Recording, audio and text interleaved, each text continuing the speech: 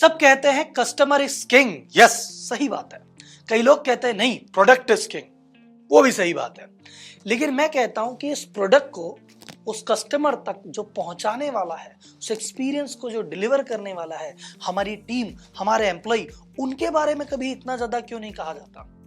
हम कहते हैं भैया कंपनी की सबसे इंपॉर्टेंट असेट होती है बिजनेसमैन, उसका माइंड, उसका विजन। लेकिन मैं आपसे एक चीज पूछना चाहता हूं कि जब बिजनेस चालू किया जाता है, बिजनेसमैन अकेला होता है, उस स्टेज पे तो बिजनेस को बिजनेस ही नहीं कहते। वो स्टेज तो सेल्फ एम्प्लॉयमेंट कही जाती है। एक बिजनेस ट्रू सेंस में बिजनेस बनता ही तब है जब एम्प्लॉय आते हैं।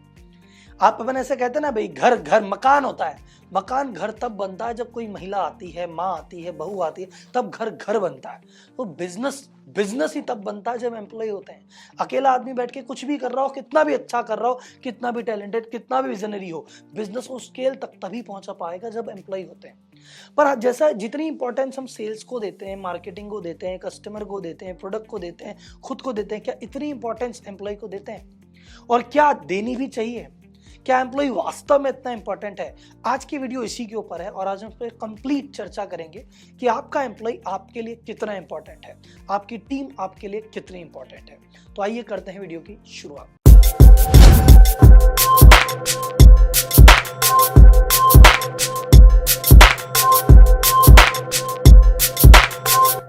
आपकी टीम, आपके एम्प्लॉय आपके लिए कितना इंपॉर्टेंट है, उसके सैकड़ों कारण हैं, पर यहां पे अभी मैं सिर्फ 5 कारण की बात करूंगा। तो शुरुआत करते हैं रीजन नंबर 1।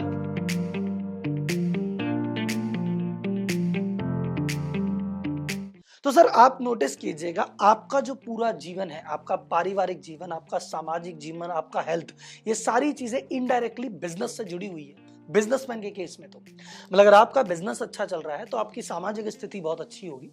आपका बिजनेस के हिसाब से आपका पारिवारिक स्थिति तय होती है कि आपके बच्चे कॉन्वेंट स्कूल में पढ़ रहे हैं या सरकारी स्कूल में पढ़ रहे हैं, ये बिजनेस तय करता है। आप घूमने स्विट्जरलैंड जा रहे हैं या मामा के घर जा रहे हैं, ये डिपेंड करता है कि आपका बिजनेस कैसा चल रहा है। आप एक शादी में जाके 1100 रुपए का लिफाफा देते हैं या चुपके से 50 रुपए डाल के रवाना हो जाते हैं, ये सारी चीजें डिपेंड करती है कि आपका बिजनेस कैसा चल रहा है। यानी आपकी पारिवारिक जीवन, आपका सामाजिक जीवन और आपकी लाइफस्टाइल, ये सारी चीजें डायरेक्टली डिपेंड करती है कि आपका बिजनेस कैसा है। और आपका बिजनेस डायरेक्टली डिपेंड करता है कि आपका एम्प्लॉय कैसा है। क्योंकि नोटिस कीजिए, आपका एम्प्लॉय आपके जीवन के उस हिस्से को संभाल रहा है जिस हिस्से से आपका पूरा जीवन चल रहा है। गौर से सोचिएगा, मैं दोबारा बोल रहा हूं, आपका एम्प्लॉय आपके जीवन के उस हिस्से को संभाल रहा है जिस हिस्से से जीवन के बाकी सारे हिस्से चलते हैं। तो इंपॉर्टेंट हुआ कि नहीं हुआ?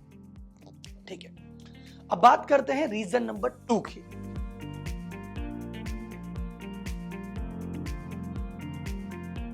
देखो, आपकी quality of life directly depend करती है आपकी क्वालिटी ऑफ एम्प्लॉय पे। कई लोग कहते हैं राहुल जी मैं मनाली जा रहा हूं 7 दिन के लिए, वहां पे भैया बच्चों के साथ बर्फ के गोले बना बना के फेंकेंगे, खेलेंगे, मस्ती करेंगे, लाइफ एंजॉय करेंगे। मैं सर पीछे से बिजनेस कौन संभालेगा? है सर, हमारे एम्प्लॉय हैं, टीम अच्छी है, सब संभाल लेगी। तो आपकी टीम की क्वालिटी अच्छी है तो आप घूम रहे हैं 7 दिन की छुट्टी लेके। और जिनकी क्वालिटी ठीक नहीं है, पूछता अरे शर्मा जी सुबह इतनी भागादौड़ी में कहाँ जा रहे हैं, लंच ब्रेकफास्ट तो करके जाइए। कहता अरे नहीं सर, ब्रेकफास्ट का सब बाद में कर लेंगे, 10 बजे दुकान खुलनी है, जाके पहुंचना पड़ेगा, नहीं तो 1 घंटे में न जाने एम्प्लॉय क्या कर देंगे। तो आपको लगता है कि यार 10 बजे मैं ऑफिस नहीं पहुंचा, मैं 12 बजे पहुंचा, तो न जाने 2 घंटे में क्या नुकसान हो जाएगा। क्योंकि वहां एम्प्लॉय की क्वालिटी पे आपको यकीन नहीं है, इसलिए आपकी लाइफ की क्वालिटी खराब हो रखी है। तो ये सेकंड बड़ा रीजन है कि आपको अपनी क्वालिटी ऑफ लाइफ सुधारनी है, एम्प्लॉय की क्वालिटी आपको सुधारनी पड़ेगी। अब बात करते हैं तीसरे कारण की।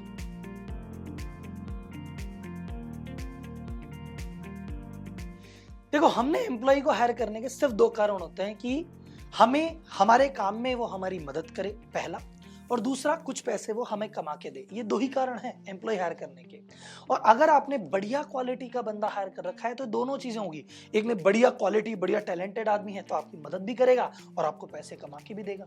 पर अगर आपकी टीम की क्वालिटी ठीक नहीं है, आपके बंदे की क्वालिटी ठीक नहीं है, तो पता चलेगा पूरा दिन वो आपकी मदद नहीं कर रहा, आप उसकी मदद कर रहे हो। आपको लगेगा पूरा महीना वो आपको कमा के नहीं दे रहा, आप 1 घंटा ओवर टाइम कर रहे हो ताकि उसकी सैलरी निकाल सके। तो जहां जहां उसकी स्किल कम पड़ती है वहां आपको अपना टाइम, आपका दिमाग, आपकी एनर्जी लगानी पड़ती है। आपका सेल्समैन कहता है सेल्स में मास्टर हूं, बस रिकवरी नहीं कर सकता, तो उसकी रिकवरी की स्किल जो उसमें कम है वो आपको लगना पड़ेगा और आपको रिकवरी में लगना पड़ेगा। आपका अकाउंटेंट कहता है देखो एंट्री वेंट्री तो कर सकता हूँ, जीएसटी के रूल समझ नहीं आते, तो जहां उसकी जीएसटी के रूल की स्किल कम है वहां आपको जीएसटी में घुसना पड़ेगा, सीए को पैसे एक्स्ट्रा देने पड़ेंगे। तो जहां जहां आपका एम्प्लॉय का स्किल कमजोर पड़ेगा उस स्किल की भरपाई के लिए आपका टाइम, आपकी एनर्जी, आपका पैसा लगेगा। इसलिए देख दाख के एम्प्लॉय की हायरिंग करनी पड़ती है। चौथा, ये सबसे इंपॉर्टेंट कारण है सर,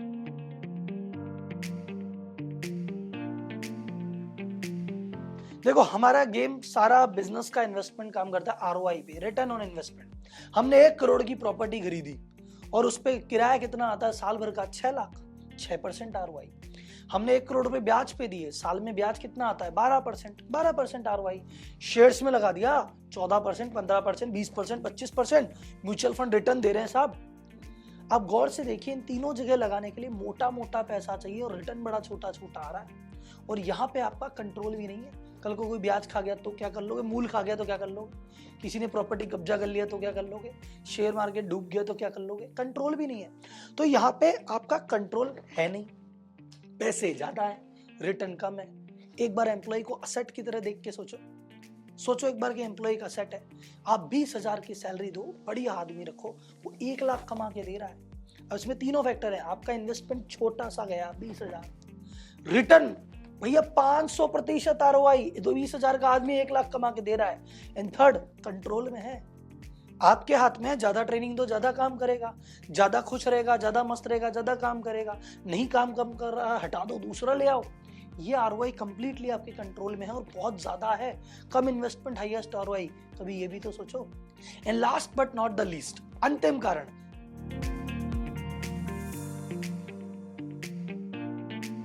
मैं सोचता हूं देखो किसी चीज की होने पे मौजूदगी का एहसास नहीं होता, जब वो गैर मौजूद होता है तब पता पड़ता है। एक बार इमेजिन कीजिए कि आपके एम्प्लॉय है नहीं, या है पर बढ़िया क्वालिटी के नहीं है, तो क्या है, आपका कस्टमर जो किंग है उसकी सेवा नहीं हो पाएगी सर। बढ़िया क्वालिटी के एम्प्लॉय ही उन बढ़िया क्वालिटी के कस्टमर की सेवा एक्चुअल में कर पाते हैं। रिचर्ड ब्रैनसन कहते हैं कि आप अपने एम्प्लॉय का ध्यान रखो, एम्प्लॉय कस्टमर का अपने आप ध्यान रख लेंगे। पर अगर आप एम्प्लॉय का ध्यान नहीं रख रहे हो, वो कस्टमर का ध्यान नहीं रख पाएंगे और आपका जो किंग है वो नाराज हो जाएगा।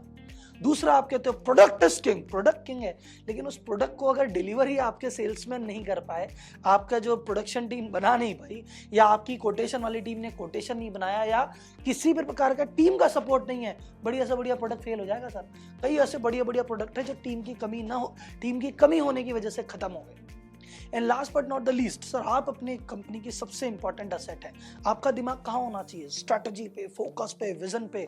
आपको अगर मैं खुला छोड़ दूं तो आप क्या अचीव नहीं कर सकते, लेकिन आप तो बिजी रहते हो। क्यों? एम्प्लॉय की क्वालिटी वीक है। अगर एम्प्लॉय की क्वालिटी वीक है तो फिर आप भी कभी स्ट्रैटेजी पे नहीं, आप भी जीवन भर ऑपरेशन पे ही लगे रहोगे। तो सर कंक्लूजन में मैं आपसे सिर्फ ये कहना चाहता हूं कि अगर आप एक बेटर क्वालिटी के एम्प्लॉय अरेंज कर पाते हैं, हायर कर पाते हैं, ट्रेन कर पाते हैं, उनका ध्यान रख पाते हैं, उन्हें रोक पाते हैं, तो आपका प्रोडक्ट भी, एवरेज प्रोडक्ट भी बहुत दूर तक जाएगा। आपके कस्टमर खुश रहेंगे, रुके रहेंगे और कस्टमर को बुला के लाएंगे, और प्लस आप ऑपरेशन से निकल के विजन की प्लानिंग कर पाएंगे। तो एक अच्छे बिजनेस के लिए जितना मार्केटिंग जरूरी है, जितनी सेल जरूरी है, जितना प्रोडक्ट जरूरी है, कस्टमर जरूरी है, एम्प्लॉय भी लगभग उतना ही या शायद उससे थोड़ा ज्यादा जरूरी है। तो इस वीडियो को ध्यान से सोचिएगा और चैट बॉक्स में मुझे बताइएगा कि आप क्या इस बात से सहमत है, पहली बात। दूसरी बात, अभी आपके एम्प्लॉय रिलेटेड क्या प्रॉब्लम आप फेस कर रहे हैं। जो भी आपके सवाल होंगे, मैं बेस्ट ऑफ माय नॉलेज आपका सबका जवाब मैं दूंगा। अगर आपको वीडियो पसंद आई है तो लाइक जरूर कीजिएगा, चैनल को सब्सक्राइब कीजिएगा, शेयर तो आपको करना ही है। तो मिलते हैं अगली वीडियो में। धन्यवाद, जय हिंद।